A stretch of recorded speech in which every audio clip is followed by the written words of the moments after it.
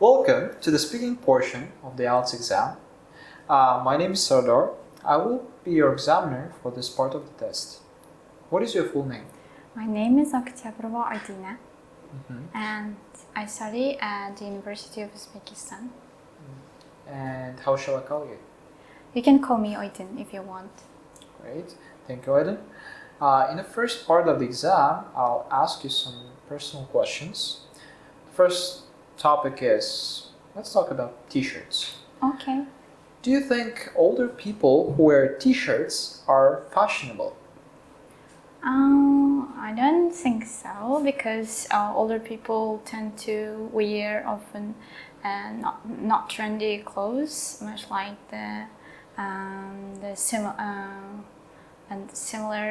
similarly like younger ones compared to the younger ones, that they don't look trendy, I think. Okay.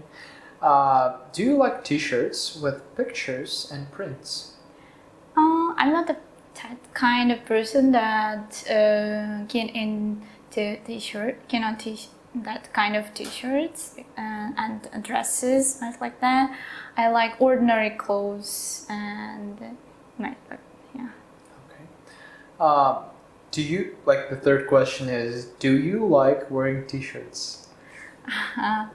Well, it depends on the condition. When I'm going to some kind of parties and weddings, I just opt for the long dresses. And when I'm in a kind of when I went out with my friends and I hang out with them, I prefer wearing t-shirts. Yeah, I like that. Now, let's talk about keys. Have you ever lost keys? Thank God I have never lost my keys because I'm a kind of person that forgot everything else. That's why my mother always just take keys with them and don't give me. Doesn't give me. Yes. Do you always bring a lot of keys with you? As I mentioned it before about, I never just carry keys with me, but if it happened to me, I would just carry one or two keys, I think.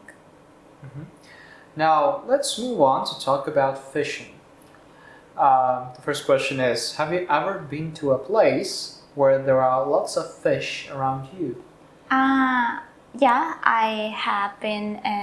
I have rarely been to that kind of place, as our country is not a kind of zone that touristic, just that had a lot of fish, or we don't have a kind of sea.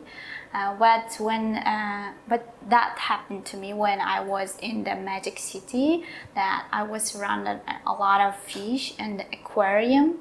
And it was absolutely magnificent scenery for me, an unforgettable day of my life. Have you seen any movies with lots of fish? Yeah, in my childhood, I have seen a lot of movies where a lot of fish and talk with each other. And I don't remember its name, but yeah, I really liked that kind of Disney World movies, much like that. Why do people go fishing? It's a kind of hobby for someone else, and for someone else it's a kind of relaxation. For instance, when you go to fishing, you feel like you are just out and you don't feel like stressed. You are kind of feel like as if and everyone around you is peaceful, and you feel much like how to say, from the hustle and bustle of the city. Yeah. Now let's move to the part 2 of this test. Now I'm going to give you a topic, and I'd like you to talk about it for 1 to 2 minutes. Before you talk, you'll have 1 minute to think about what you're going to say. You can make some notes if you wish. Do you understand? Great. Now, Okay, I'd like you to describe a naturally beautiful place. Here is your topic. Please don't write anything on here. Here's your pen and paper.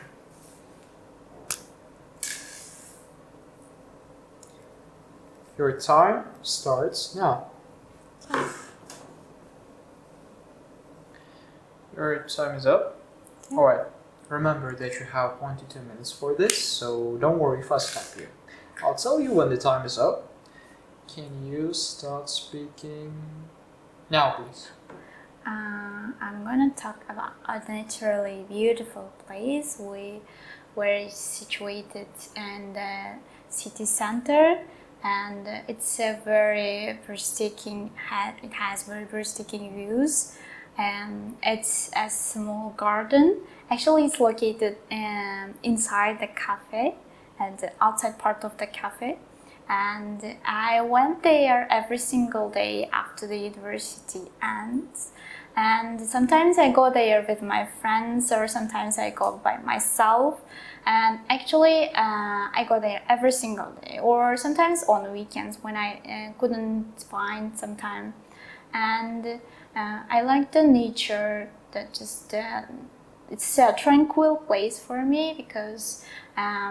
Even though I like the odor of the cafe and other kind of I like the atmosphere of this place, and I sometimes sit outside of in the garden, and there are a lot of flowers and the birds singing, and this atmosphere makes me feel as if I am in another world, and I can think about my plans, and during this time I can just plan my daily routines and do my homework there.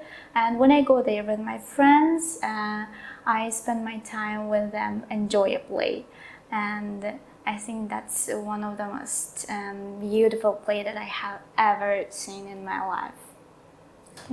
Great. Thank you. Now, we've been talking about a naturally beautiful place, and now I'd like to discuss with you more general questions related to this. The first question is, do you think tourism damages the environment? Absolutely, yeah.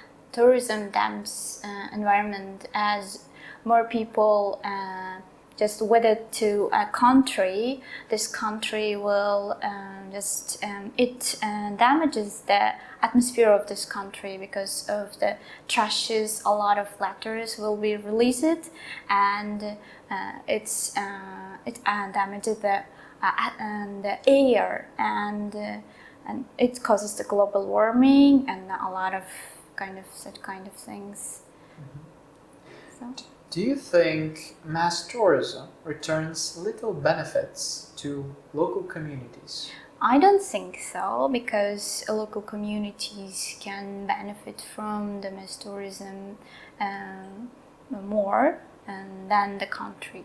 For instance, let's say the people who are just serving the tourists nearby can just then tourists can rent a house from the local communities, and it can benefit them more, and they can make more revenue from that, or sell some kind of goods for them, and this way it can help for the local communities to make more revenue from the tourists than the people of that community.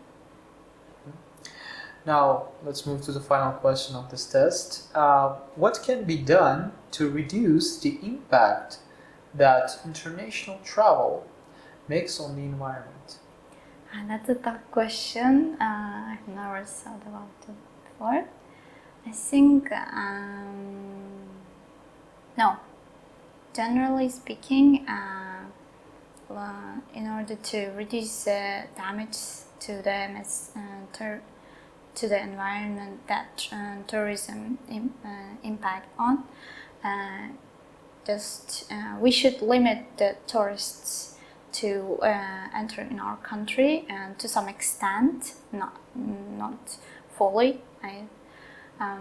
And also we should just the government should embrace some laws so as to reduce the kind of releasing trash to the environment for both the local communities and for both the tourists. Only in this way we can just reduce the damage that causing the environment and recent us. Thank you very much. That is the end of your speaking test. Thank you so much. Have a nice day. Well, guys, let's move to the feedback. And before we start, I want to introduce myself. I think you must have seen me at least twice on this channel. My name is Muzaffar, and I also conducted two speaking tests on this channel. And the pictures, the thumbnails of those two speaking test videos, I hope will appear somewhere there. I mean, I'll ask the editor. So let's start. As you know, in the speaking part of IELTS, there are 4 criteria based on which every candidate is assessed. And we'll start from fluency. And before we start, I just want to explain you how it's going to happen. We'll just look at the moments that I want to comment. I want to give my comments and discuss. So let's start, and we'll start from part 1. I'll show you the answer of the candidate to the first question. Of course, we're not going to watch the whole video again. So let's start. Do you think older people who wear t-shirts are fashionable?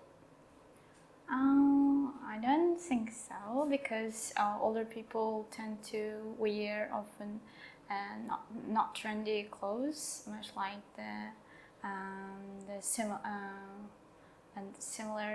similarly like younger ones compared to the younger ones, that they don't look trendy, I think. Well, as you can see at the beginning of your answer, she said, I don't think so. And it is okay just to hesitate in speaking, even native speakers do it. You can just check yourself, even when you're speaking your mother tongue, you'll definitely do this. You still need time just to think, to come up with some ideas, because the question itself, let's say, was about your opinion. And it's something close to part 3 questions, rather than questions about yourself. So she just needed a little bit time. But then, in the middle of your answer, she said, similarly. She spent a little bit time just to think whether the word she chose is going to be appropriate here. So it clearly shows that this is a language-related hesitation, not content-related. Because, as I said, she's spending her time just to find which form of similar is going to be appropriate here. So now just let me show you in the speaking test where it was not language-related hesitation, but it was content-related. Actually, if I'm not mistaken, it was in part 3. Just watch it. What can be done to reduce the impact that international travel makes on the environment? That's a tough question. I've never thought about it before. I think, no. Generally speaking, in order to reduce damage to the environment that tourism impact.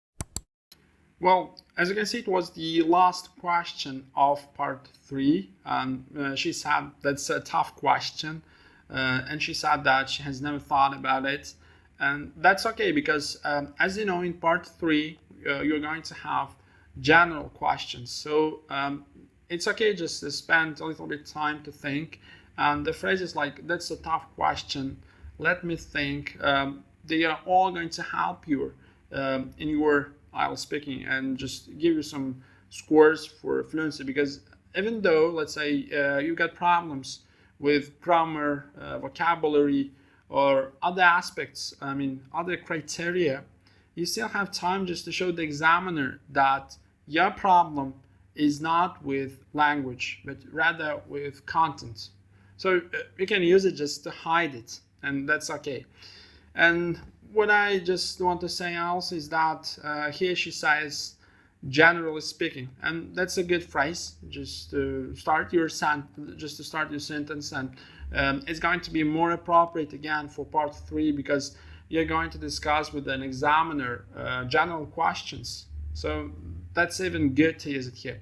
So she definitely used some discourse markers, and I'm not going to go into details. For fluency, actually, her fluency was okay, and she had some hesitation. Well, what score are we going to give her? Actually, it's going to be something between 7 or 6. Maybe it's closer to 7, but still she hesitated. I mean, not only these moments. If you're going to watch the whole video, you'll see that there was some moments, but more moments. But I just wanted to show you the difference between this language-related hesitation and content-related. So, in my opinion, for 7, okay, we'll give 7 for fluency. Now let's continue. Now we're going to talk about lexical resources or vocabulary. It's interesting because there were some good words that she used. Let's say, go out. What was the sentence? When I go out and hang out with my friends, I prefer wearing t-shirts. It was something like that, yeah. What does go out mean? Go out, hang out, both of them are phrasal verbs, and it is good to use them in your speaking. Go out means just to go somewhere with your friends. I mean, go outside. Let's say, are you going out tonight? Means that, are you planning to do, maybe you'll go to a cave or to a cafe, or you'll go to some kind of entertainment places like cinema or something like that. And hang out is also good for IELTS because it means just to spend a lot of time with someone, and it can be your friends, yeah. Let's say, what kind of example can we give? It's just too simple. Let's say I'm going to hang out with my friends today. It means that I'm planning to spend my time with my friends. And there was also one more good word that I liked. It was the phrase hustle and bustle. It was, which part was it? I think it was part 1. They were talking about relaxation, something like that. But the way she used this word, actually, it made your sentence quite, let's say, not meaningful. I mean, for me, it was not just easy to understand what she tried to say because she made, let's say, some grammatical mistakes. So maybe because of this. But hustle and bustle means noise and activity, and it's a phrase, good vocabulary, we can use it. And she also talked about the view. She said it's a tranquil place, and tranquil is a C1 vocabulary, and it means calm and peaceful. Actually, she made too simple answer, just saying that it's a tranquil place. We can give an example like we can give an example as she stated the tranquil surface of water. And that's okay, yeah. Her vocabulary was good, of course, not during the whole speaking test, but yeah, there were some good moments. Anyway, I just I would prefer here to use it like making more complex sentences rather than what she did. Well, what else? In part 2 and part 3, she didn't paraphrase anything. I mean, when you answer, let's say you got a question in your part 2, and it said that describe something. it would be better just to paraphrase the question while answering. I mean, you should start your answer by paraphrasing the question. That is going to give your score, because even in your band script again, it said that they talk about paraphrasing. So it will definitely give you score. But she didn't do it. She was asking the question and she just took it and answered it without any paraphrasing. And when I talk about paraphrasing, it should not be always the words that you use, like, let's say, synonyms. No, you can just change grammatical structure, and that will be okay. So regarding grammar and pronunciation, there were some words that she mispronounced, and it took place at the end of your answer. It was in part 3. She said release instead of it. She said release, something like that.